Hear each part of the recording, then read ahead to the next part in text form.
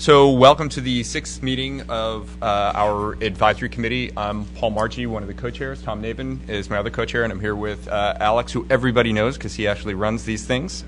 We have only a few, it's only been a few months since our last meeting, which I think was on July 28th, but we've made substantial progress across a range of issues in our informal working groups, and we have a full agenda for today's meeting. We're entering the final phase of our work here for the conference, and this will be our last meeting in 2010, and the last meeting before the conference preparatory meeting in February. So we're very pleased with the progress, and before we get started, Alex has got a brief administrative announcement. Yes, thank you, Paul. The announcement concerns a new requirement that we received from GSA for all the advisory committees, and that is when you sign in, which is very important, you also need to provide your zip code. We're trying to compute our carbon footprint for all the commuters that participate in our committee. So please, if you haven't done so already, add the zip code because Donna is really trying to comply with this requirement. Thank you. That's good. Okay, so we will start with an approval of the agenda, which you will find at WAC document 98. Are there any comments or concerns with the agenda? If not, then we'll seek approval, and the document is approved. The next item of business is to approve the minutes for our last meeting in July. It's fitting that I seek approval for these minutes since I was not there. But I've reviewed them, and it appears that Paul and Alex did an excellent job. So I'd like to call for the approval of those minutes. Hearing no objections, those are approved. Okay, so now I'll ask Alex to introduce and discuss the reports from the recent regional preparatory meetings. Thank you, Paul. We have two reports for you today. One is from CETL, and the other one is from CEPT, the European group. As Paul mentioned, we are entering the final phase, and it's not just us, but all the regional groups, and so they're in the process of developing proposals as reflected in those reports. And I would like to mention that a number of recommendations from this committee have been adopted into the U.S. proposals, either entirely or in part, and also have been presented at CETL. And as you will see from that report, they are evolving into inter-American proposals. So thank you, everyone, for excellent work.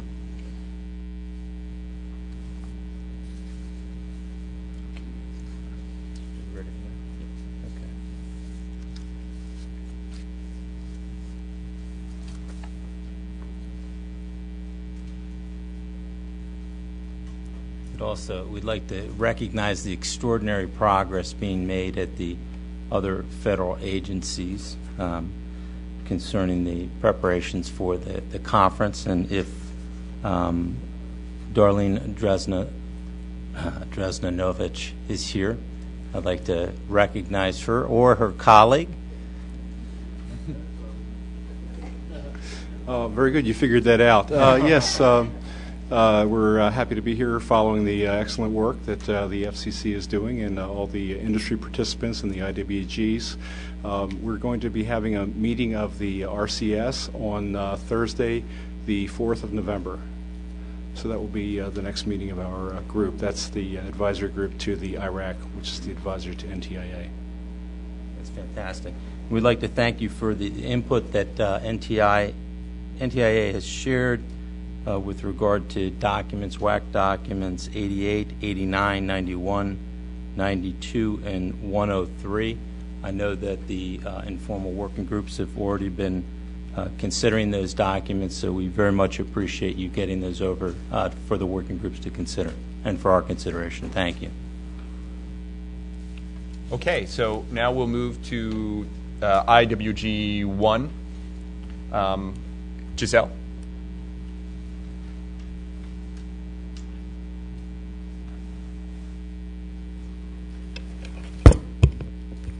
Good morning, everyone.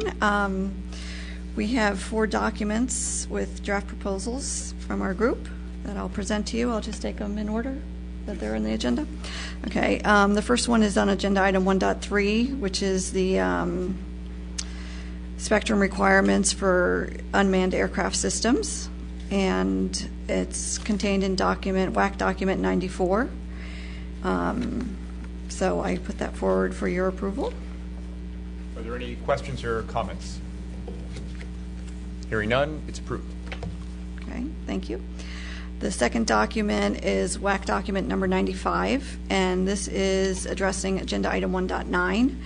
And this document is actually a revision to a previous WAC document number 84 that was approved at the last meeting. And essentially, this takes into account comments received after the FCC put it on public notice, WAC document 84. There was a lot of comments, and some of the commenters participated in our deliberations since that time, and this incorporates modifications to address some of their concerns. So I'll put this forward for approval as well. Are there any questions or comments? It's approved. Thank you. The next document is WAC document number 96, and it's on agenda item 1.15. And this one is consideration of additional radio location allocations in the 3 to 50 megahertz band for oceanographic radar applications. So I'll present this for your consideration. Any questions or comments? It's approved.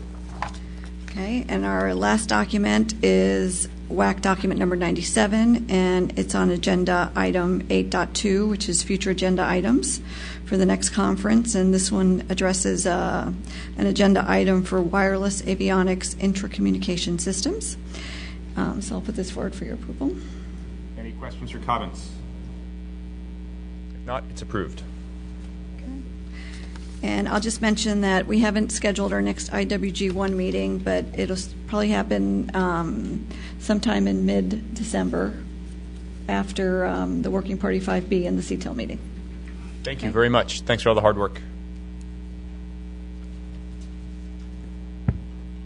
Thanks, Giselle and Bob, for all your hard work on getting these materials complete.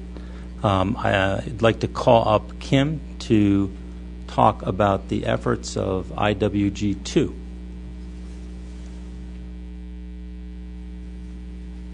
Okay, thank you. Good morning, everyone. IWG2 has 2 documents to seek approval of today.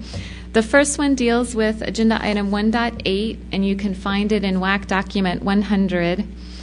And agenda item 1.8 deals with issues related to the fixed service and allocations above 71 gigahertz. And our recommendation is that the U.S. support no change to Article 5. Generally, I think IWG2 felt that studies really weren't mature, and there was a lot of concern about imposing any out-of-band emission limits on the fixed service. So we're recommending no change to Article 5 and then to suppress 2 of the related resolutions at this point in time. Are there any comments or questions about agenda item 1.8? Hearing none, agenda item 1.8 is approved. Okay, great. Our next document is on agenda item 1.20, and you can find that in WAC document 101. Agenda item 1.20 deals with gateway links for high-altitude platform stations, or HAPS, in C-band spectrum. And this has been a somewhat difficult issue in IWG2. We've been discussing possible proposals since August of 2009, and we haven't been able to reach consensus on a single recommendation to the WAC. So we've developed 2 separate possible U.S. proposals, and IWG2 decided to present the 2 different views to the full WAC. We didn't feel that we could progress the work further at this point. So in document 101, you'll find proposal A in attachment A, and it's from a group of companies as reflected on the cover sheet. And then you'll find proposal B in attachment B starting on page 7, and that's from a separate group of companies. So with that, I submit this recommendation to the full WAC. Any questions for Kim on agenda item 1.20? Yes, sir.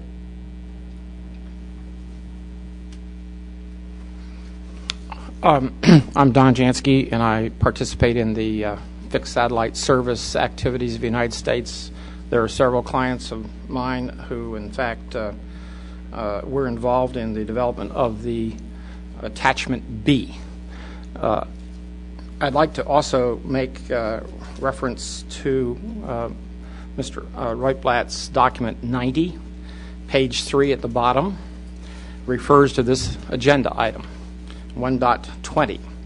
And very specifically beginning on that page, going over to the top of page 4, it states, the proposal was submitted by Brazil for NOC underlined, which means do not change the radio regulations in any way, shape, or form, and suppression of Resolution 734. This proposal was supported by Costa Rica, Uruguay, Mexico, Canada, and Dominican Republic. The proposal, as a consequence of having to support that many countries, is in fact an inter-American proposal to WRC-12. We have in this document that was presented by Kim a proposal that is similar to that in attachment B. I propose that the advisory committee only adopt one view, namely that in attachment B, as being reflective of a United States position, so that it could be used to, in fact, join the other supporters of an inter-American proposal in our hemisphere. Thank you. There's another comment. Yes.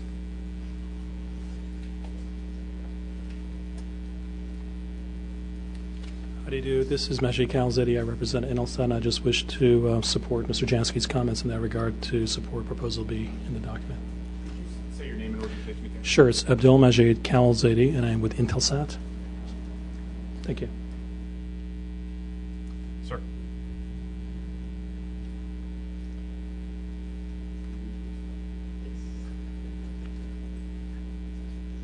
Thank you, Mr. Chairman. My name is David Weinreich. I am from Global Star Incorporated, and we also support Mr. Jansky's proposal. Thank you.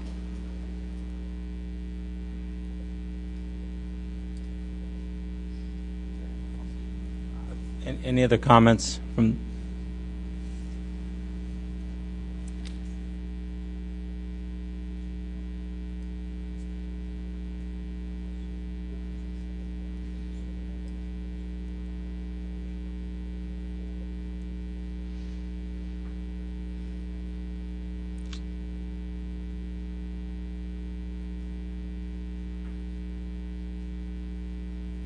I think that what we're going to do is we're going to submit both proposals, and both proposals will be reflected, as well as the views expressed during this meeting and what moves forward. I think they're both part of the agenda item, and I think at this juncture they will both be made part of the record. And I don't think there's any further action that we have to take on that right now. Is that right, Alex? That's correct. I'm sure all the commenters understand that their views are reflected in Proposal B of this document, and we will take that into account. So subject to the comments that have been made, is there anything else that anyone would like to say about Agenda Item 1.20? With that, Agenda Item 120 is adopted.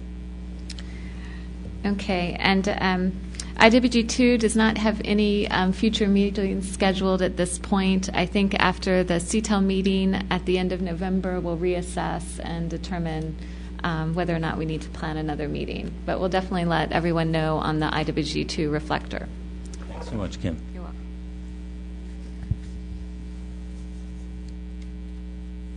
Okay, now we'll turn to IWG3, and I'll ask Jack Wingodik to please come up.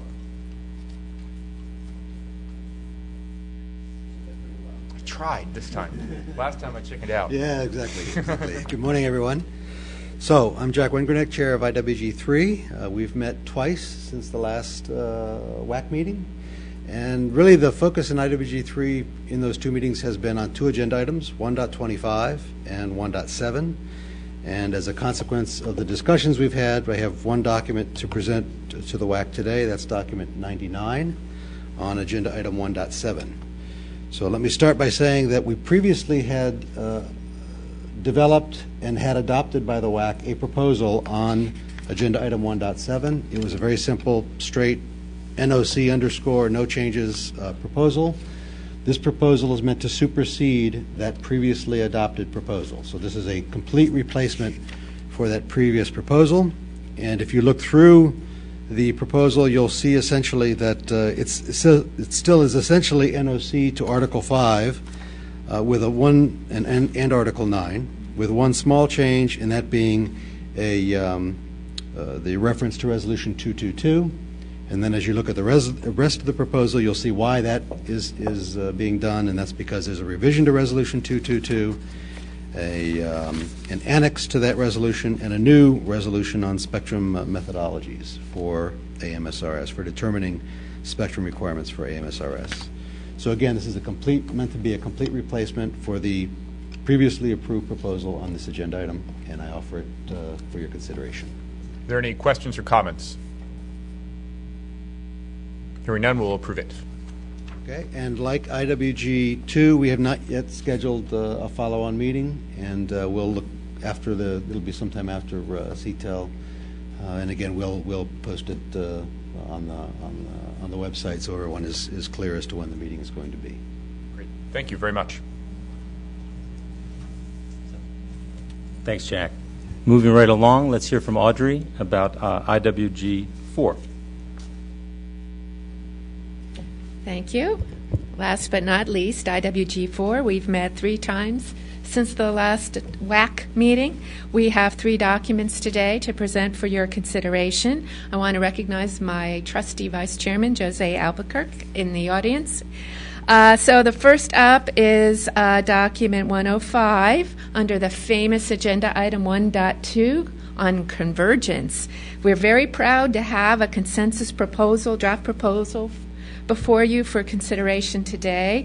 It's kind of an evolved approach. We have a soft no change regarding Article 1 on terms of definitions, and we propose to convert Recommendation 34 on principles of allocation of frequency bands into a resolution with some modern elements and resolution type talk in it.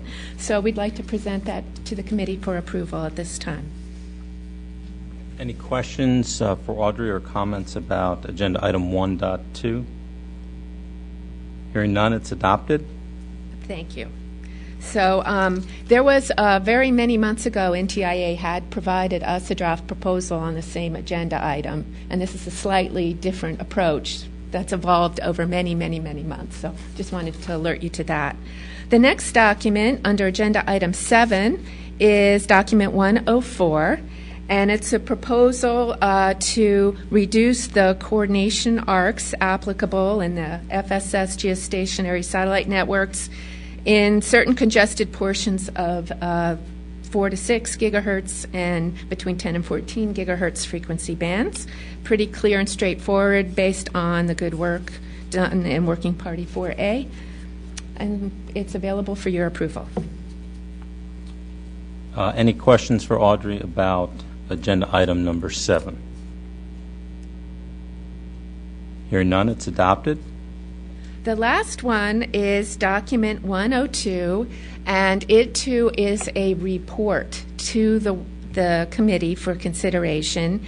It has to do with a package of proposals that have been developed and worked on over the past 2 years in IWG4 concerning integrated mobile satellite service systems. The draft proposals contained in Annex A relate to 3 agenda items, Agenda Item 7, Agenda Item 4, and 8.2, all within the mandate of IWG4. Unfortunately, after 2 years of discussion, we have not and are not able to reach consensus on these proposals. You'll see Annex B contains recommendations providing an alternative path. So we have two completely separate ideas on how to relate to integrated MSS systems. So similar to the IWG matter, what we're doing is recommending that this full report with the Annex A and Annex B come to your committee for reckoning. Thank you. Does anyone have any comments about the reports that will be made part of the record? Audrey, thank you so much. I would just like to close saying we do have more work to do in IWG4. We have an NTIA proposal on agenda item 2, and we have the special committee meeting coming up next week in CETEL. So long story short, we're planning to meet on December 16th at 10 a.m. So nobody schedule a meeting then, and we'll get the announcement out soon. Thank you so much. Thanks. And thank you, Jose. Okay. I'll ask you to turn to the timeline in document 4, and you'll see that we've got you've all got a very busy schedule ahead of you. Given that schedule, we've determined that the best date for our next meeting will be March 15.